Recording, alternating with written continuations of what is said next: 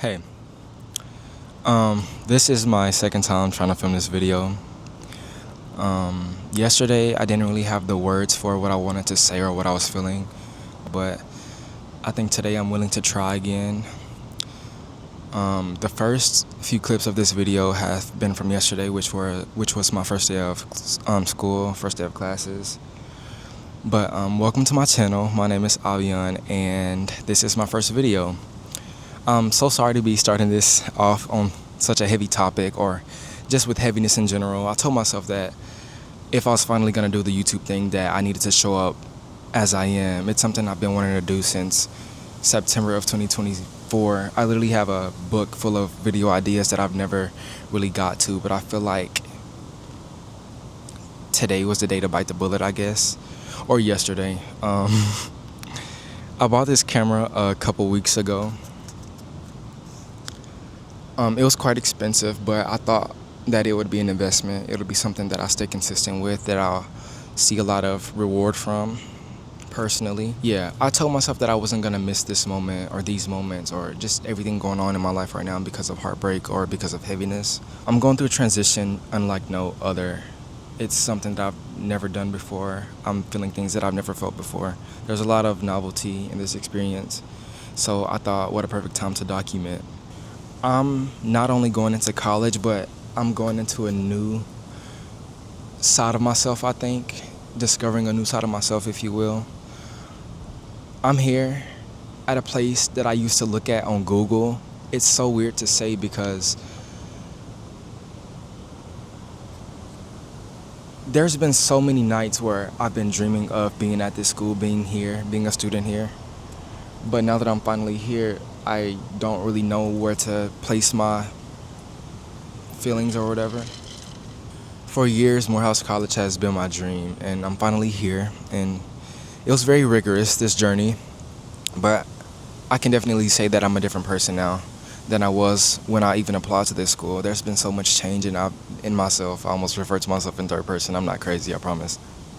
I'm here early as a pre-freshman student. I'm with the Thomas J. Blocker pre-freshman summer science program, and I'll be here for 6 weeks, just doing a couple of courses. I don't get credit for it, but I'm just here. And this August, I'll be a freshman at Morehouse College, which is so crazy to say. I'll be majoring in biology on a pre-med track, and just yesterday, I stepped foot on the track for the first time.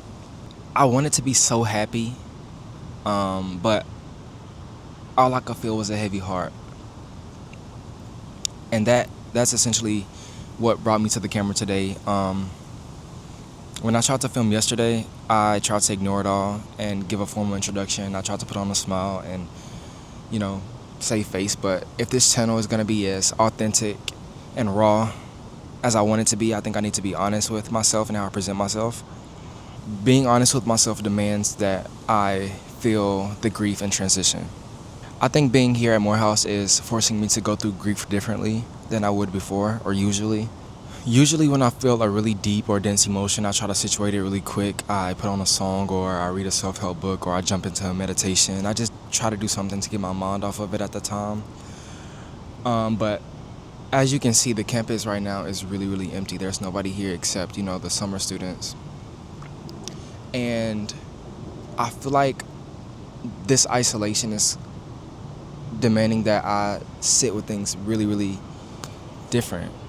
I feel like there's nowhere to run now.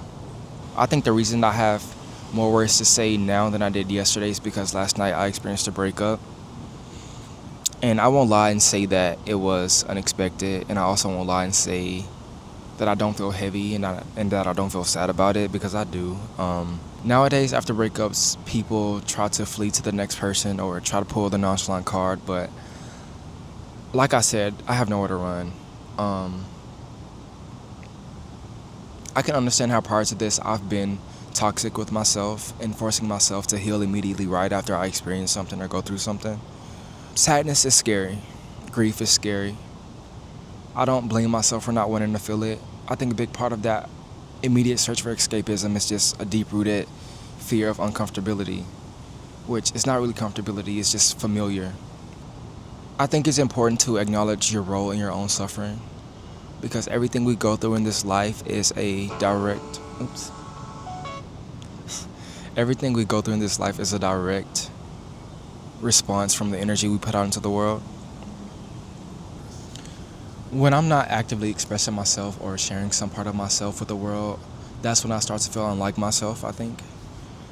Um, I don't ever want to be in a space where I feel like I shouldn't share certain parts of myself because, they might come off a certain way or somebody might not want to hear it or I want to be really private. I think I'm not here to gatekeep myself. I'm here to share. I'm not here to gatekeep myself or my practices or the things I've learned. I recognize that the things that I learned can be used for somebody else to benefit from or even, look deeper into themselves with. I don't ever want to be in that space where I feel like I shouldn't share parts of myself, whether that be wanting to be private or concerned whether how somebody will perceive it. I think that I'm not here to gatekeep myself. I'm not here to gatekeep any of the practices I do or the things that I learn in this life. I want it all to be on the floor for somebody else to pick up and to learn from and to look deeper into themselves with. Everything that I know and everything that I've been through can be used for somebody else to observe, to resonate with, to find comfort in, or to learn from. It's so important as human beings we express. I think that's what, forms connection. And I think that's what brings me to YouTube. It's going to be a new form of expression for me. Usually I just, go to my Instagram page that's private or I journal. But I think that me being in Atlanta, me being at Morehouse calls for a new form of expression that, can be seen on a larger scale, a bigger scale of visibility because of the new environment that I'm coming into. It's easy to forget that things are so temporary and nothing belongs to you. Literally nothing. All of this is just an experience. Even the body that I'm in right now, it's just a vehicle for the experience. It's just a conduit of observation. And I think that causes me a lot of suffering because nothing I let go is without my claw marks. I really, really struggle in the realm of letting things go. And before you can say, oh wow, yeah, I've learned detachment, I don't need to revisit certain things, but healing is not a linear thing. It is something that will come around many, many times until you have learned your lesson, and even after you think you've learned your lesson. So I think that's why suffering latches onto me. My camera just fell for the first time. Cool. I think I invited in suffering. I invited into my life because of my unwillingness to let go of things.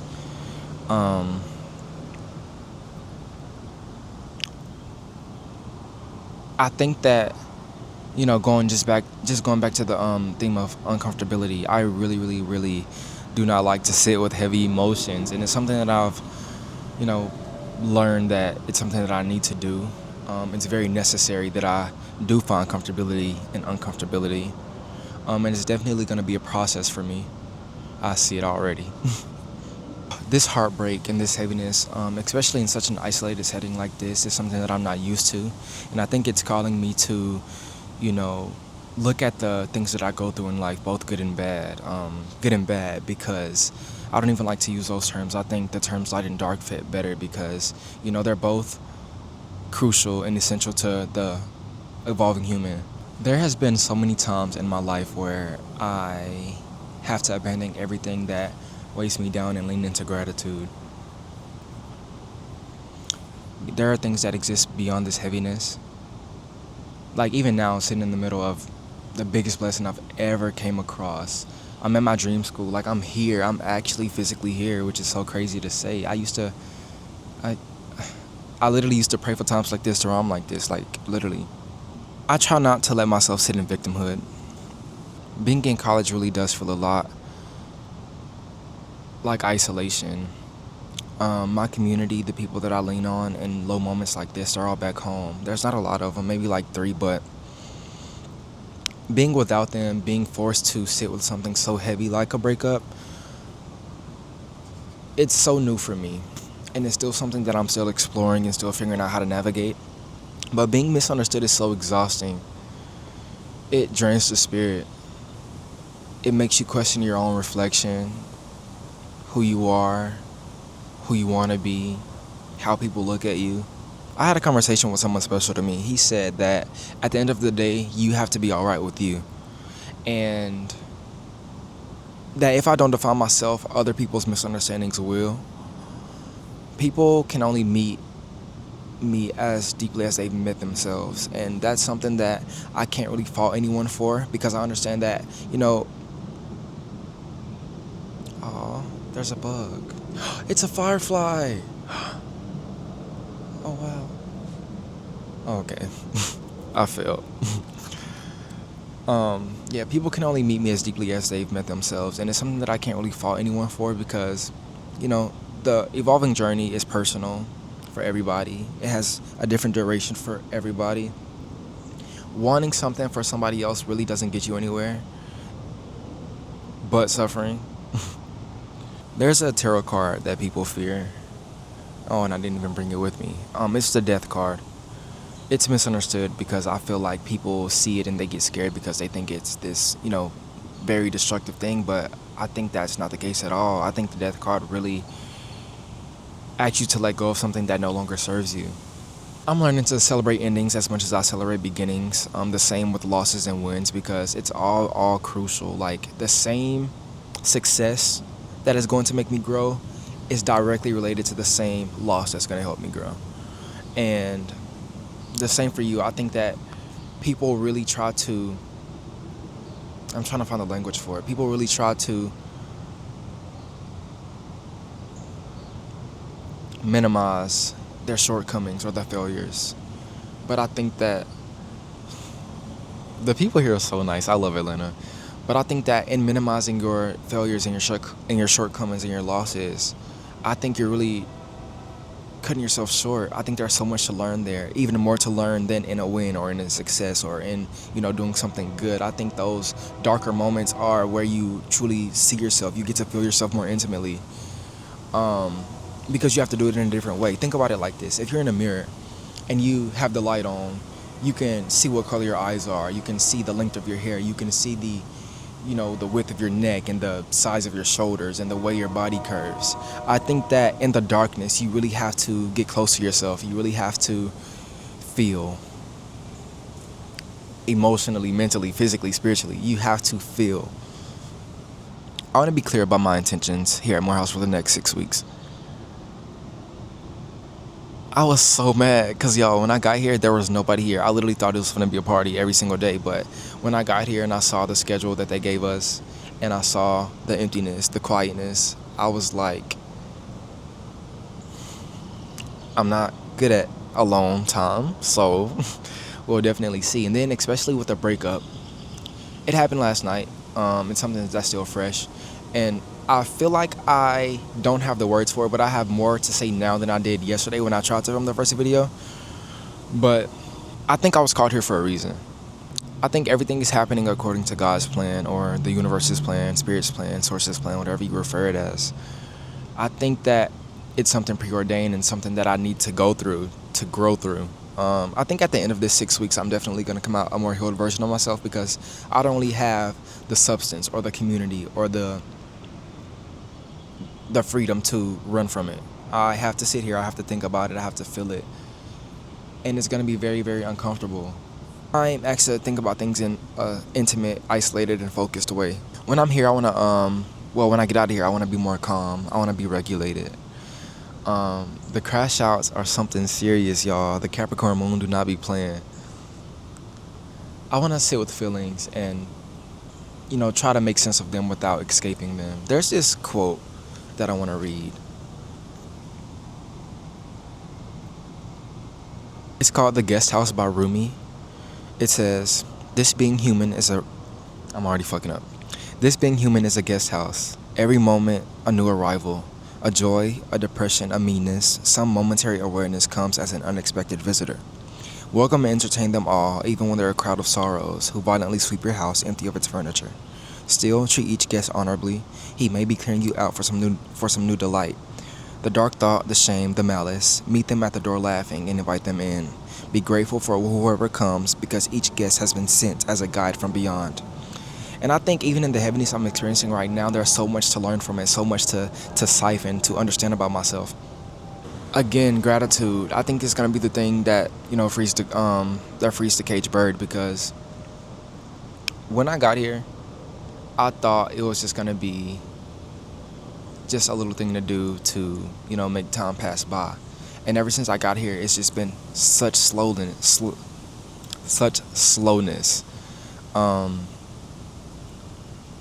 and it's definitely something I'm not used to because, you think of the city, you think of things being more fast paced, things, occurring quicker.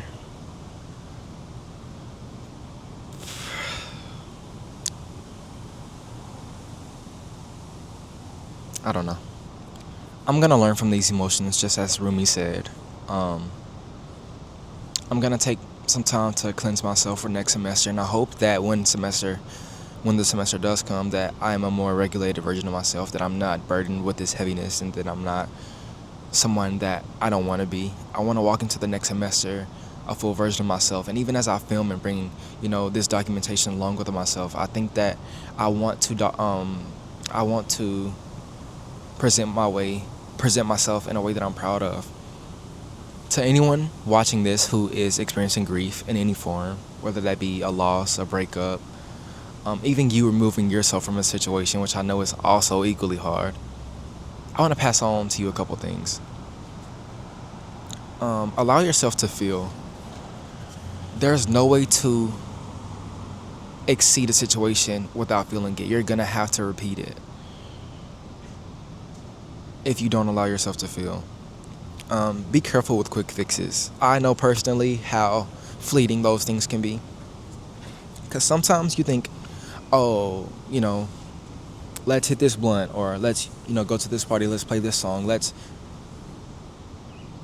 put a quick fix, let's put a band-aid over this wound. And sometimes, oftentimes, all the time, I don't know why, I just try to lie to myself, all the time, it does not work. It comes back around because, like I said, healing is not linear. The same things are going to challenge you, they're going to try you, they're going to cycle. Literally rinse, repeat, everything.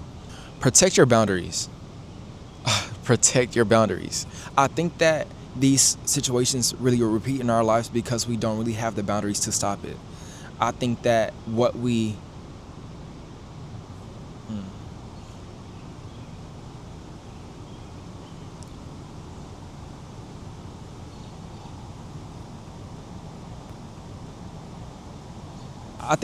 don't change, we choose. And if you find no fault in the situation you're in right now, if you feel no heaviness, it's gonna be difficult to want to change because you don't really know what life looks like outside of it. But I think that a curious mind will always trump a comfortable mind.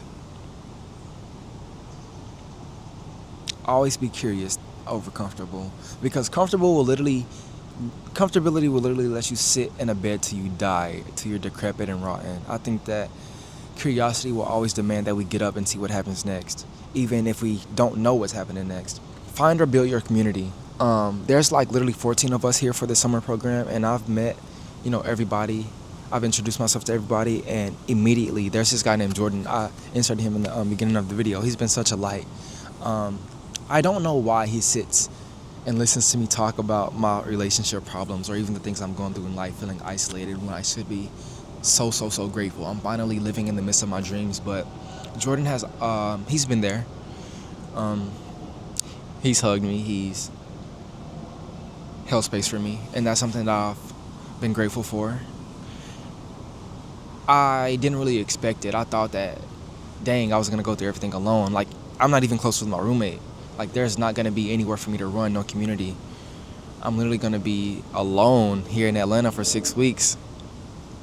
There's people I can call, of course, people back home, but that lack of physicality, it can only take you so far.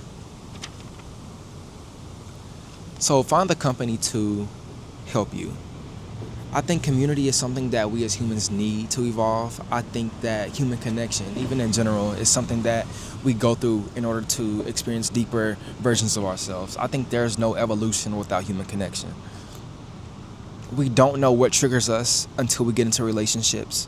People say, oh, no, I'm going to heal, I'm not going to date, or I'm going to be romantically unavailable.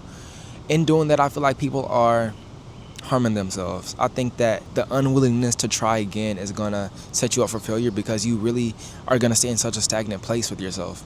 I think that once you do get past those thoughts of I don't want to date or I don't want to have any friends or I don't want to find community, that's when you get to see, okay, how do I respond to this? When this comes up, what thoughts come up, what feelings come up? It really gives us direction, I think, human connection does. And I try to lean into it. People make it really, really hard because just human flaw, I think. No fault, just human flaw and ego. And ego plays a very, very big role in people not wanting to, dive into human connection. But it's natural, like chickenpox. Honor endings. Honor the endings. Because there's another quote, actually. Let's find it.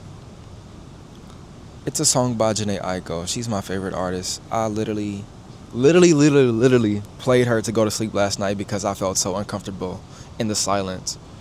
I think the song is Ways. Let's check the lyrics and let's see.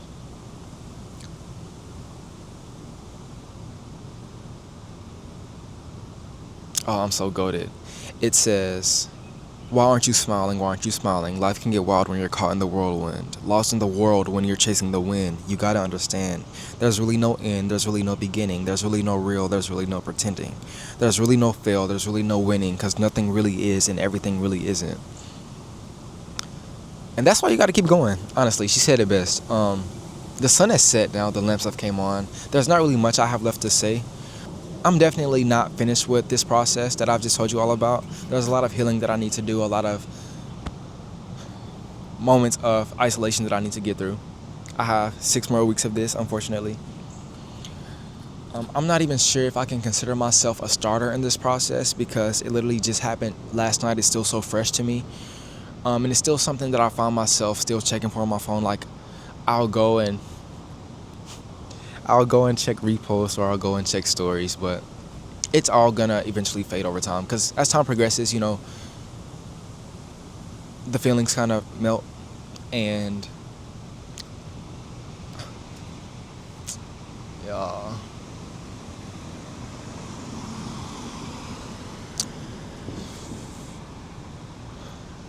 It's just been so bummy, so bummy.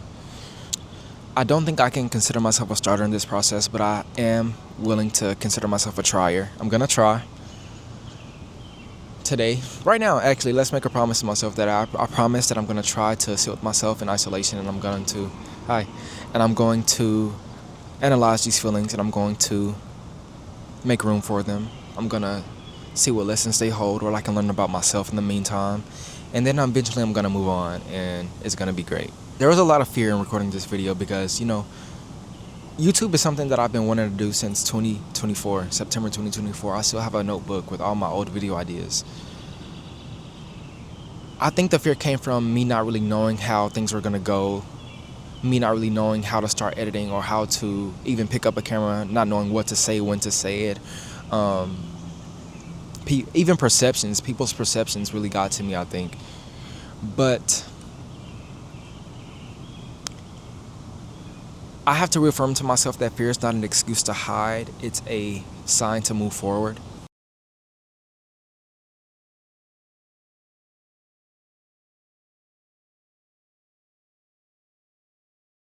I'm going to sit with this a little while longer now, and I thank you for bearing witness. If you want to stay, I'll keep sharing things like this. I think that as a young boy, I'm only 18 years old and I'm just beginning such a big time in my life. I think right now is going to be such a crucial time for this camera. I think I have a lot to say. There's going to be a lot that happens. And I'm willing to grant, permission for people to observe and to see what resonates, to take it and leave the rest. YouTube has been my dream since 2024 and fear has won long enough. So finally I am here and I think it's going to be a good thing. Only the good things. But I do think that's all on my end. I really have nothing else to say. If I do have something else to say, I think I'll just make another video. But As of now, I hope that everything I say or everything that I have said has, made you feel comfortable or held or resonated with or validated. I think that there is definitely grief in transition and leaving things behind and walking into new things. And I can personally say from my experience, even learning and going through it right now, there's so much grief. I feel at a loss everywhere I turn. There's really not a lot of hope that I see, but I am gonna try to be an optimist. I think that there is a lot of hope to come, even if I don't really see it right now. The grief and transition is gonna be something that I learn and something that I hope that you guys can see the evidence of. Don't let it scare you. Grief can be scary, and it is a very scary thing, but it's a very human thing, and I think that grief is something that pushes us toward who we're supposed to be. It makes us evolve. It challenges us. Um, yeah. Sometimes people try to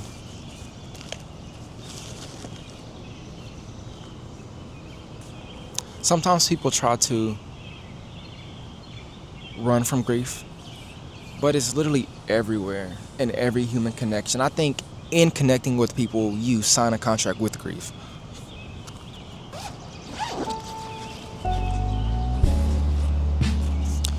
But yeah, I'm gonna go now. It's getting pretty dark out here. And yeah, I would love to see you in my next video.